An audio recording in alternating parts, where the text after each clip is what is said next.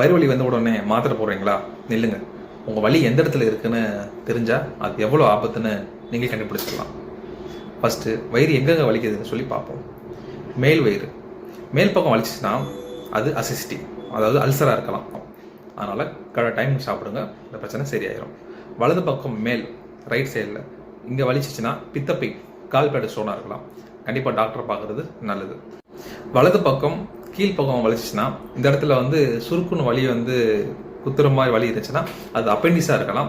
அதில் உடனே டாக்டரை பாருங்கள். 3 நாள் பெயின் தொடர்ந்து இருந்துச்சுன்னா, அது இடுப்பு பக்கத்தில் வலி இருந்துச்சுன்னா, இடுப்பு பக்கத்தோடு சேர்த்து முன்பக்கம் வலி உங்களுக்கு தொடர்ந்து இருந்துச்சுன்னா அது கிட்னி ஸ்டோனாக இருக்கலாம். அதனால் கண்டிப்பாக டாக்டரை பார்த்து கன்சல்ட் பண்ணிக்கோங்க.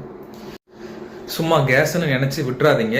வலியோடு சேர்த்து வாந்தி, காய்ச்சல், வயிறு வீக்கம் இருந்தால் உடனே டாக்டரை கன்சல்ட் பண்ணிடுங்க. உங்களுக்கு பெயின்னு சொல்லிட்டு நீங்களே மாத்திரை வாங்கி சாப்பிடக்கூடாது. 3 நாள் வலி தொடர்ந்து இருந்தால் உடனே டாக்டரை பார்த்து கன்சல்ட் பண்ணிக்கோங்க. இந்த தகவல் உங்கள் ஃப்ரெண்ட்ஸ்க்கும் யூஸ்ஃபுல்லாக இருந்தால் உடனே ஷேர் பண்ணுங்கள். அடுத்த வீடியோவில் வயிறு வலியை குறைக்க வீட்டு வைத்தியம் பற்றி நான் சொல்கிறேன், ஃபாலோ பண்ணுங்கள். தேங்க்யூ.